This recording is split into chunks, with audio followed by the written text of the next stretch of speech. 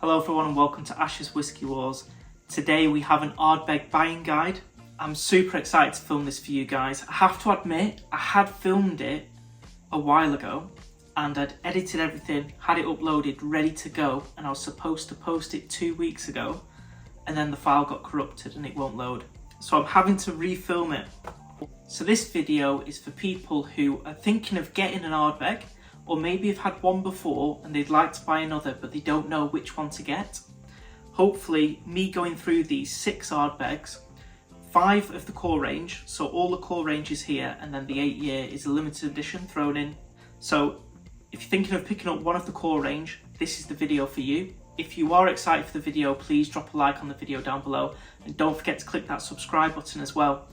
So in the video I recorded earlier, I actually started with the sherried ones, and I think I'm going to change the lineup this time. So I'm going to start with the Ardbeg 10 because that's the standard release, the classic Ardbeg, and the one that if you've had any Ardbeg, it's probably this one that you've started with. So the Ardbeg 10 is bottled at 46% ABV and is non-chill filtered. No mention of the colour. Although it does look like a natural colour, you can never be sure. So straight away on the nose, if you understand Ardbeg, you already know there's going to be a tremendous amount of peat, smoke and salt. So let's just get that out of the way now. But on top of that, you do get, well I get anyway, quite a strong lime presence, and that's just fresh lime juice on top. But actually I also get vanilla, and it's like a creamy sweetness that mixes with that sharp citrus with all the peat and the salt, and it gives it a slight sweetness to the whiskey. But you will understand that the Ardbeg 10 is not a sweet whiskey. Please don't buy it thinking it's going to be sweet. It's very aggressive, very strong, very potent, moody, salty whiskey. I do get a little bit of mint as well on the nose. Okay, let's go on to the taste.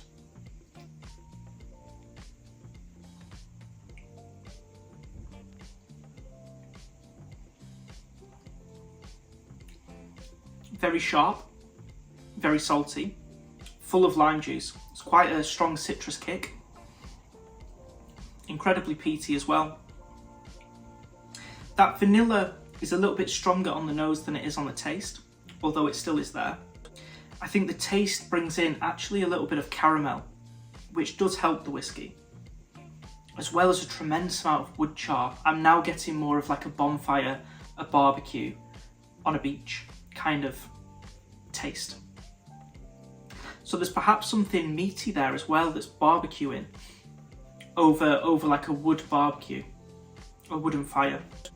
And it's the classic Ardbeg, and it's the classic Arg. It's my first time, I can't pronounce my words properly. That always happens. This is the first review that I've filmed actually in a few weeks, and even sober, I can't pronounce my words fully. I need to get a couple of reviews filmed recently to find my groove as well, because somehow it's just a little bit daunting, sat in front of the It's difficult. Okay, moving on. We're going to the Ardbeg 8 now. So this is the only whiskey here today that's not part of the core range by Ardbeg. It was originally bottled for the members club, the committee release, and I just bought it at general retail, so you can too. And this one's proved a little bit stronger at 50.8% ABV. So almost 5% stronger in ABV. And there's not much to note with this whiskey. So the 10-year is purely ex-bourbon cask, no mention on the 8-year. So let's see what's in it. With this buying guide, please assume all of these whiskies have a heavy amount of peat in there, a good amount of salt in there, and they're very strong and salty and smoky as well. Because to keep it shorter and not to bore people, because otherwise I'll be saying it 6 times for the 6 whiskies, I'll just say it now. and then talk mainly about the differences that I find between the whiskies. And then that helps you guys as well find the best Ardbeg for you. With this 8-year-old, also known as For Discussion, I think it's called.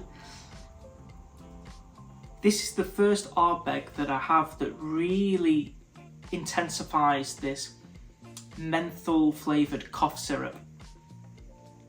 TCP, it's very medicinal on the nose for me, but it's also full of menthol and eucalyptus, and that's going to be the main difference actually on the nose.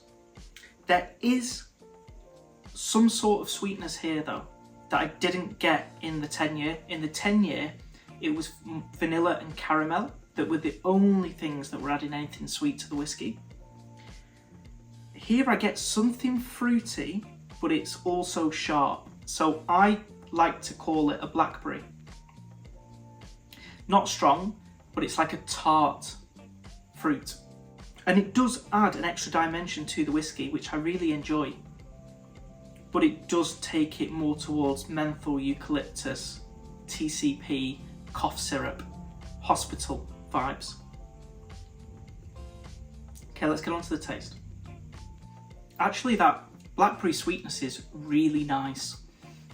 I really like it actually, and I don't pick up caramel on this whiskey, but the blackberry I actually prefer to a caramel sweetness, just because most whiskies that you're going to have that caramel sweetness somewhere inside. This one has blackberry as the replacement for that, and I really enjoy that for it. But it's very, very different, and I think most people won't go for this one because of the strong nature of the TCP, the cough syrup, the menthol, the eucalyptus. What I would say is on the taste, you get a little bit more soil, but I also get cooked vegetables as well. So not really strong in that sulfuric note, but a little bit of sulfur. Not a lot, just a touch. If you've ever cooked steamed vegetables, cooked vegetables, the water in the bottom of the pan, if you've ever drunk it, I actually do drink it every now and then, it's good for you, but that quite a strong note that most people won't enjoy is in this whiskey. But there is a helping hand with this whiskey, which really does, I think, help it. And on the back end, I do get a bit of mint, but also something else that's herbal as well. And that mint does just freshen up the whiskey, and I really like it for that. There's also, subtly, not too strong, a little bit of aniseed as well on the whiskey, I find. And so it's quite a unique whiskey, which I like it for being that, and I like it for throwing up new notes that maybe you're not that used to as well. So I think this is a good whiskey to try. I'm not sure it'll be a staple or is one of the best here today, but I think it throws you something. It's like a curveball whiskey, and I like it for that. I should also say as well, think of something briny, but also wood char. I get a really strong wood char with this whiskey. Okay, moving on to the Corrie Reckon, which is bottled at 57.1% ABV. So a really strong whiskey. Now, this is also the most expensive Ardbeg here today, but also the strongest Ardbeg as well.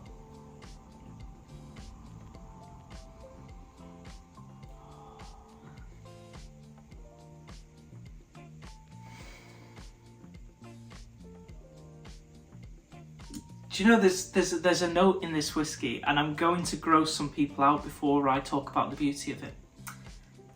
It smells of roast chicken. It really smells of roast chicken. And it's one of those notes where once you smell it, so I've put it in your mind now, if you have this whiskey, please nose it. Because once you find it, I guarantee that notes you'll never get out of your mind. So I might have just ruined the whiskey for you, but I actually really enjoy it. It's really nice. And I don't actually think chicken smells nice, even though I have a huge amount of it. I wouldn't say it smells good, but it's not a dominant note in this whiskey, but it is there. So I think what the Corrie Reckon does, I think the Corrie Reckon shares more similarities with the 8-year than it does with the 10-year. And the roast chicken is unique to it. And it does give a nice creaminess as well to it. And I think it tones down a bit of the salt as well. But for me, I get a little bit of an elevation from the herbs that I was picking up on the 8. I think they're a bit more powerful and potent on the Corrie Reckon. But you definitely get the TCP note on the 8-year-old, you do get on the Corrie Reckon, but I would say it's without as much menthol and eucalyptus. So I think a lot of people are going to like that about the Corrie Reckon, because I feel like they're the notes that are the most controversial in the whiskey world. Also, I just want to say that the blackberry notes that I got in the 8-year-old is also present here, but it's more potent for me. So just quickly, because that's a lot to take in, I think these two are more similar than this one. The Corrie Reckon has stronger notes of the blackberry and the TCP and the mint and the herbs. But the 8-year-old has the menthol and eucalyptus slightly stronger, but they all share those notes as well. Okay, on to the taste. Woo! Okay. God, that's hot. Far more, this is the first whiskey now that's really throwing in a lot of cracked black pepper. Adds a little bit more spiciness to the whiskey, but also that strong peppery smell. But also, in addition, the chicken was on the nose. On the taste, it's more of a steak. So if you think of a grilled or a fried, a charred, cracked black pepper steak, that's what the Corrie Reckon's going to give you on the taste. Far more wood here. This is the most charred of the woods in this whiskey. And it's a hot whiskey as well. There's chili peppers in here. Yeah, there's chili peppers in the whiskey. So it's not a ethanol blast. It's actually just chili pepper heat. So think of a spicy, peppery steak with TCP poured on top of it. But there's something herbal there. There's actually something a little bit minty. And there's quite a good amount of blackberries on there, which give a sharp, tart, fruity flavour. But think of that dark berry flavour. This is a whiskey that I really, really enjoy. Okay, moving on to the HUGE Ardbeg, which is bottled at 54.2%. So this is the second highest proof whiskey here today. And it's also the darkest colour as well, although none of these mention natural colour, which is why I've not spoken about the colour.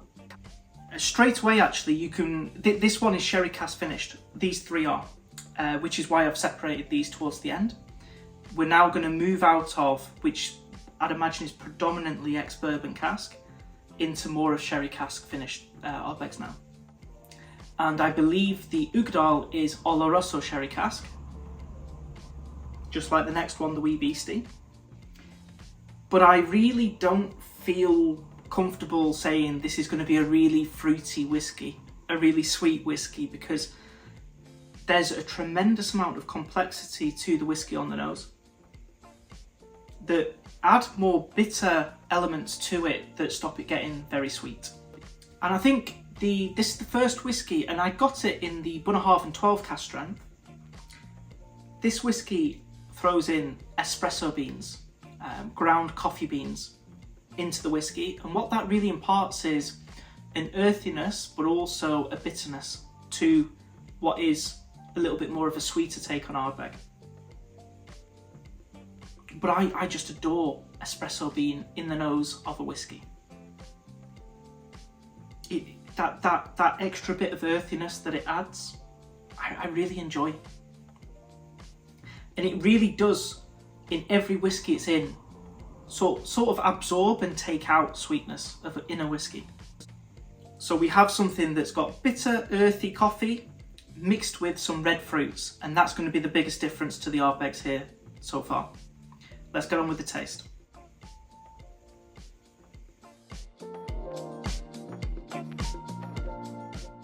Yeah, definitely sweeter. I'm getting, and it's definitely not caramel, I'm getting treacle. This is charred, cooked caramel that's turning black, which I really enjoy. This is sticky toffee pudding-esque. I do enjoy treacle, but it really reminds me of Halloween because of that treacle. But how that treacle blends in with espresso beans is just beautiful. And it actually makes me want to do something towards Halloween with the two things in something, because I think that's a combination I've never thought of before. But it really excites me because it works here on the taste. I actually have quite a few different types of sugar. And this is like a Demerara. I probably butchered the name. I think it's called Demerara sugar. It's like a black, thicker type of sugar that has a really strong flavour to it. And if you imagine that with treacle, which I think is molasses for people in America, that combination with espresso beans adding an earthy bitterness, but with red fruits as well, this is by far the sweetest so far of the Ardbegs. It doesn't really have those herbal notes that the Corrie Reckon and the 8 and the 10 actually have. Okay, on to the Wee Beastie. So I'm excited to touch on this one because this whiskey I really enjoy. But for me, the sherry influence isn't as strong as it was on the HUGE Ardbeg with the Wee Beastie. For me, this brings in a little bit more of the cooked vegetable note, but also it adds in a little bit of licorice and a little bit of chocolate now. So I don't get the coffee beans, and I do get the red fruits, but less so. But now it's going to throw in licorice and chocolate. So the note I'm really excited to talk about. And please tell me in the comments. And the note I'm really excited to talk about. And please do let me know in the comments down below if you get it or if you don't, because I always say it in all my reviews with the Wee Beastie. And people just might not get it.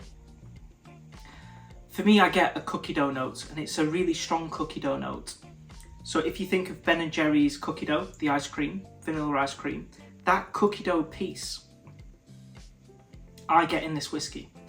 So a little bit of vanilla, a little bit of chocolate, but that cookie dough essence, not really shortbread, but certainly that cookie dough nature, I get in this whiskey. And for me, that is something that I really do enjoy because it's unique and I like uniqueness. You do get a touch of that sherry in here, but for me it's not very sherried.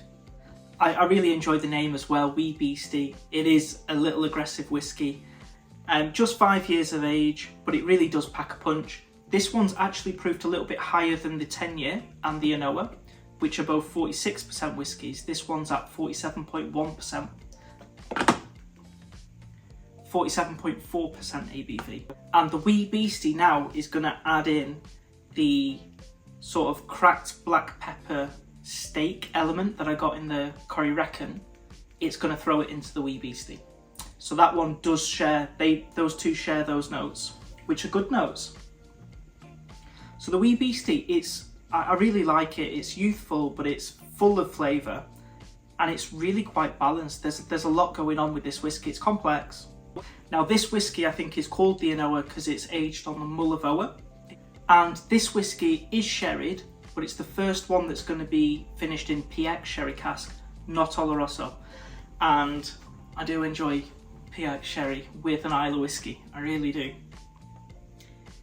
On the nose for me, that sweetness is the most syrupy sweet of the whiskies here. which you would expect really, which I really enjoy it for.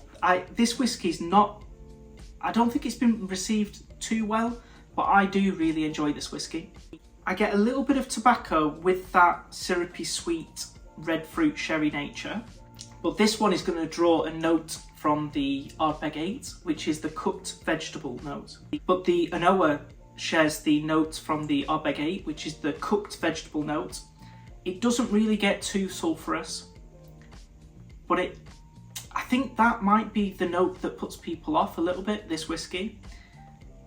But I still like it. It's very sweet, but it's a strange sweetness. I don't want to say it's too sweet because it's Ardbeg at the end of the day, so you're getting, like I say, that sulphurous cooked vegetable notes, a little bit of this mentholated flavour, but not too much. I do get treacle in this whiskey that the HUGE has as well, but I do get some tobacco, and it's a note actually that I get on the HUGE that I didn't mention. I get tobacco on that whiskey as well, but I get tobacco on this a lot actually. So you've got tobacco, menthol, cooked vegetables, but still a little bit syrupy sweet with the normal Ardbeg notes on top. So I think it's a really nice whiskey. A little bit of that treacle as well. And that's something that Ardbeg does share. I think the only caramel I get is from the 10-year. I think the others, if they do have that caramel nature, it's more of a treacle. Okay guys, I've waffled on for too long. I'm going to quickly talk about the prices of these whiskies, and then I'm going to rank them from best to worst. So the Ardbeg 10 is available in the UK for between £40 to £45, although this year it's been closer to the £45 mark. I think it's a good whiskey, but I'm not one of these people that adore the 10-year. It's good. I've drank almost the whole bottle. I've enjoyed it, but I enjoy other whiskies here today. So is it worth the money? It's not bad value for money. I think it is value for money, so therefore it is worth the money. Is it a steal at the money? No. The Ardbeg 8, very unique, and I really respect it for that. It is a whiskey that I enjoy. This whiskey is available for £55 in the UK, so more expensive than the 10-year, so that's something to bear in mind. The Corrie Wrekin is the most expensive one here today. This is £75 in the UK now, but you can find it for around £65 on offer. The HUGE is priced around the £63 mark in the UK. You can find it on offer for around £55 to £56. So these two do see offers a bit more than these two. We have the Wee Beastie, the cheapest of the range here today, £31 to £36 in the UK. Fantastic value for money. And then we have the Anoa. This is the one that annoys me because the pricing they've got wrong. It's the only whiskey in the range where they've priced it wrong. This whiskey, I've just checked today at Master and Malt, £50. I think that's a little bit ridiculous, really. I actually bought this whiskey for £36 because it used to hit offers for that price. It now doesn't, but it does hit offers for the low 40s. So, ranking. Well, I think the worst one is going to be the Ardbeg 8. So I think that will come as quite good news to people watching this, because this is the only one that isn't part of the core range. I do think the 10-year-old is a little bit better, but it's the price that seals this one's fate. £55, it's £10 more than the 10-year. This is not a bad whiskey. I enjoy it, but I do reach for it the less. I do reach for it the least, and it's my most full bottle. This one goes in last place. Okay, next up, I'm going to hurt a lot of people's feelings now. Oh, do you know, honestly, I prefer the Anoa to the 10-year, but it does annoy me how it's priced the same, if not more than the 10-year. It shouldn't be. It doesn't make sense to me that it's priced that high. That's the annoying thing about this whiskey. It should be priced at around £38 in the UK, that would be a very good price for it. So even though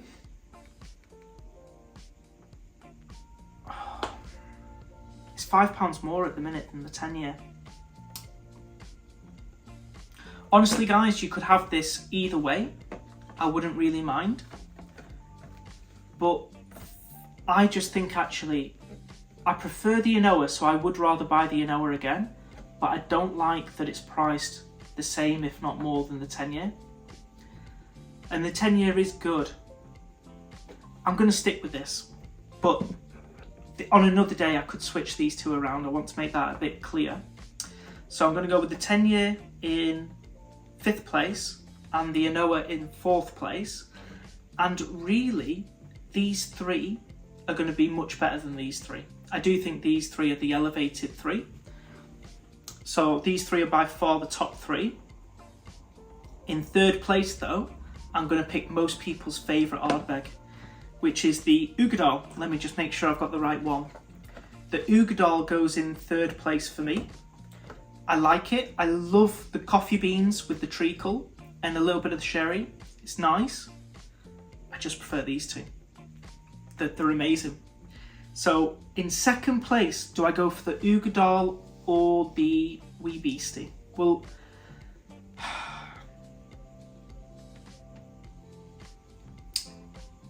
I think personally, I've got to be honest, for the money, this one today, by the way, at the time of recording, £30 in the UK.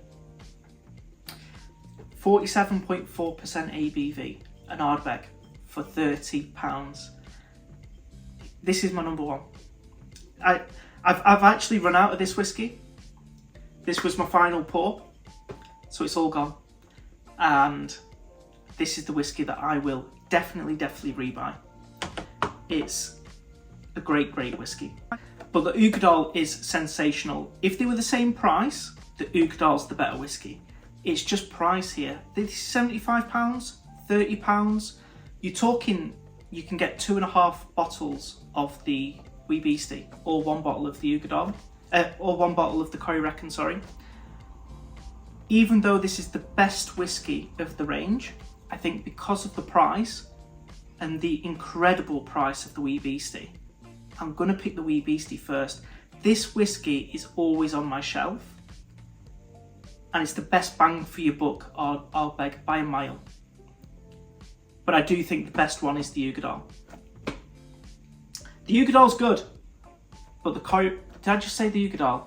I might have just said the Uigeadail is 2nd place. The Corrie Reckon. The Corrie Reckon's 2nd place. It's been a long video, it's been a long night. But the Corrie... It's been a long night. I'll end the video shortly. The Corrie Reckon is the best Ardbeg here today. I just love it. It's so nice. If you want to see any of these videos in more detail, I have the neck pour filmed for 2 of them, the Corrie Reckon and the 8-year-old. But I also have Whiskywars of all of these whiskies against each other in more detail. So do check those out if you want to. And if you enjoyed this video, please drop a like on the video and don't forget to click that subscribe button down below. Recently we hit 1,000 subscribers today. Huge milestone. It's been, it feels amazing. So if any of you appreciate the effort of this video, please do click that subscribe button down below. Do let me know in the comments as well, guys, which Ardbeg is your favourite. And if you've had them all, which I know some of you will have done, Christine, probably you've had multiple of these, do let me know your order down below, because I'd be really interested to know. I think someone's going to pick the Uigeadail first, quite a few people actually, but this is my rankings of the Ardbegs. It's taken a long time to get these Ardbegs together, to film these reviews. These buying guide reviews do take a long time, but they are so worth it. Just to see them all lined up, it's a good feeling. So if you like this style of video, I do have if you check out my playlists, I've actually got a few buying guides already up, and I've got some more filmed. Redbreast, Bunnahabhain. I've got a couple more as well coming. So Stay tuned for that. The buying guides are coming. They are my favourite type of video to record because they're the most helpful, I think, to people looking to buy whiskey, which is what this is about. It's about me trying to help some people make a more informed buying choice. So please do click that subscribe button down below if you haven't already. I've also started a Patreon account, so if you want to help out there, the link's in my description for my YouTube page. I'd really appreciate that. Thank you so much for watching this buying guide, and I hope to see you all for the next Whiskey War.